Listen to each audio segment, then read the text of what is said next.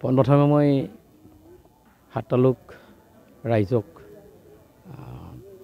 ধন্যবাদ তথা প্ৰণিপাত জনাইছোঁ আৰু আজি পোনপ্ৰথমবাৰৰ কাৰণে বিজয়ী হোৱাৰ পিছতে শ্ৰী শ্ৰী ঠাকুৰপাৰা সত্ৰবাসী ৰাইজে আজি ৰাজহুৱাভাৱে সম্বোধনা জনালে, মৰম দিলে আৰু এই মৰমখিনি পাই অত্যন্ত সুখী হৈছোঁ আৰু সুখী হোৱাৰ লগতে এটা কথা মনলৈ আহিছে যে নিস্বাৰ্থভাৱে আমি কাম কৰিব লাগিব। ৰাইজে যি মৰম নিস্বাৰ্থভাৱে আমাক দিছে, এই নিস্বাৰ্থভাৱে আমি কাম কৰি যাব লাগিব ৰাইজৰ কাৰণে। আৰু প্ৰতিজন দুখীয়া মানুহৰ যি চৰকাৰী আঁচনি আহে, এই আঁচনিসমূহ আমি দল নিৰ্বিশেষে আমি সকলো জনসাধাৰণৰ কাৰণে আমি দিয়াৰ কাৰণে চেষ্টা কৰিম আৰু ইয়াত কোনো যাতে মতভেদ নাথাকে, আমাৰ দুখীয়া বুলি কোনোবা ৰাজনৈতিক দলৰ বা কোনোবা দলৰ বুলি আমি ইয়াত বিবেচনা নকৰি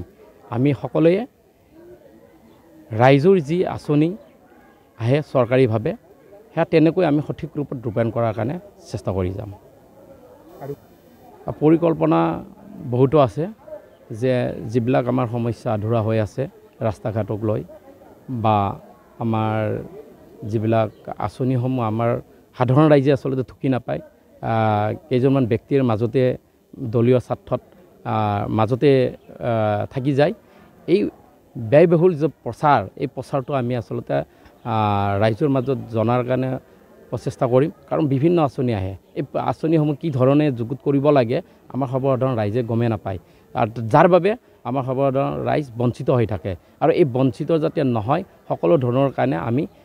সামাজিকভাৱে বা আমি কিছুমান মিটিং কৰি হওক বা যিকোনো প্ৰচেষ্টাৰে আমি জনগণক জনাৰ কাৰণে আঁচনিসমূহ আচলতে আমি চেষ্টা কৰিম।